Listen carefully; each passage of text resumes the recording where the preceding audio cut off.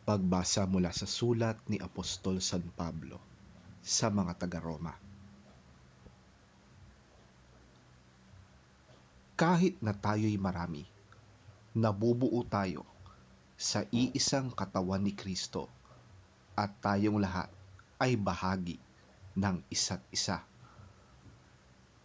Tumanggap tayo ng iba't ibang kaloob ayon sa kagandahang loob ng Diyos. Kaya't gamitin natin ang mga kaloob na yan. Kung ang ating kaloob ay pagsasalita ng pahayag mula sa Diyos, magpahayag tayo ayon sa sukat ng ating pananampalataya. Kung paglilingkod ang ating kaloob, maglingkod tayo. Magturo ang tumanggap ng kaloob sa pagtuturo. Magpalakas ng loob ang may kaloob sa pagpapalakas ng loob. Kung pagbibigay ang inyong kaloob, magbigay kayo ng buong puso. Kung pamumuno naman, mamuno kayo ng buong sikap. Kung pagkakawang gawa ang inyong kaloob, gawin ninyo yan ng buong galak. Maging tunay ang inyong pagmamahalan. Kasuklaman ninyo ang masama at pakaibigin ang mabuti.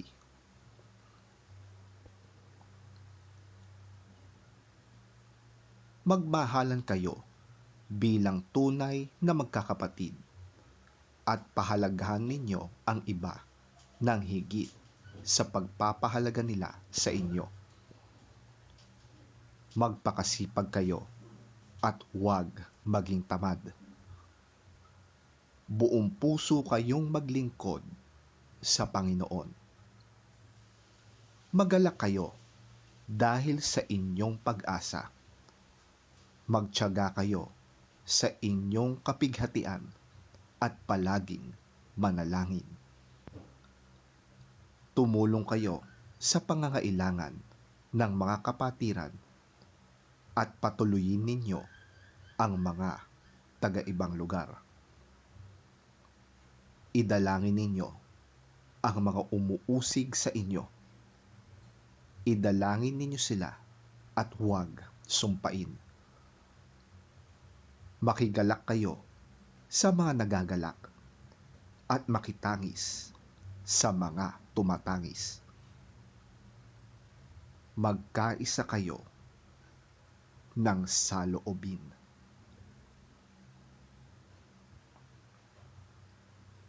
Ang salita ng Diyos.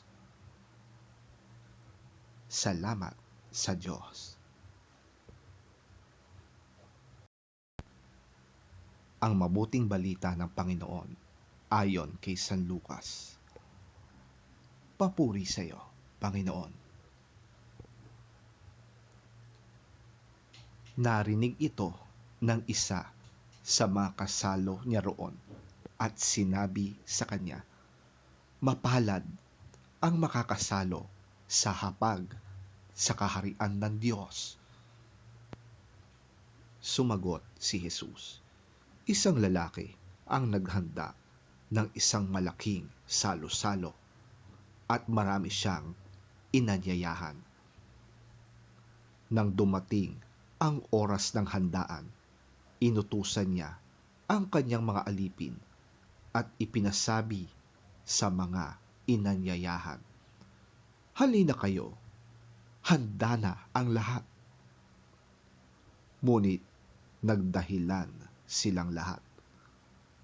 Ang sabi ng una, 'Nakabili ako ng bukid at kailangan ko itong puntahan.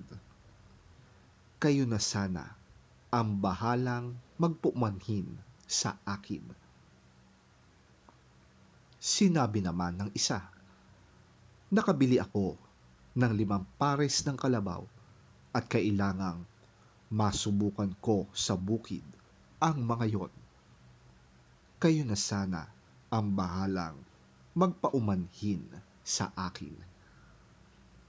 Sinabi naman ng isa, ako'y bagong kasal, kaya't hindi ako makakadalo.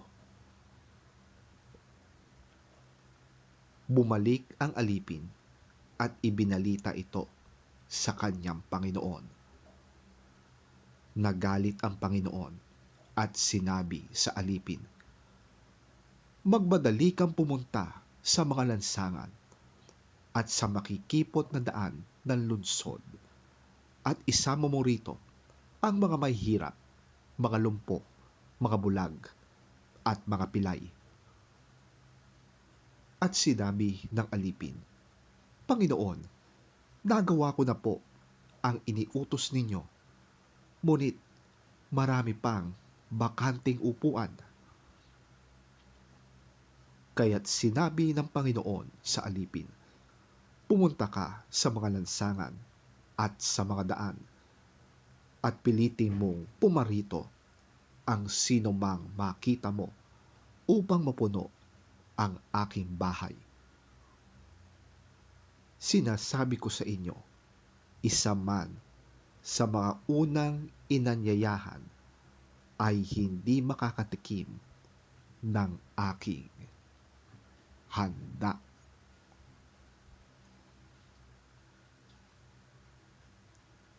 Ang mabuting balita ng ating Panginoon. Pinupuri ka namin, Panginoong Hesukristo. When one of those at the table with him heard this, he said to Jesus, "Blessed is the one who will eat at the feast in the kingdom of God." Jesus replied, "A certain man was preparing a great banquet and invited many guests. At the time of the banquet, he sent his servant to tell those who had been invited, 'Come, for everything is now ready.' But they all alike began to make excuses. The first said, 'I have just bought a field, and I must go and see it. Please excuse me.' Another said, 'I have just bought 5 yoke of oxen, and I'm on my way to try them out. Please excuse me.' Still another said, 'I just got married, so I can't come.' The servant came back and reported this to his master. Then the owner of the house became angry and ordered his servant, 'Go out quickly into the streets and alleys of the town and bring in the poor, the crippled, the blind, and the lame.' 'Sir,' the servant said, 'what you ordered has been done, but there is still room.'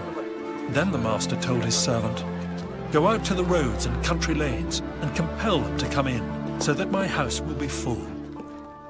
I tell you, not one of those who were invited will get a taste of my banquet.'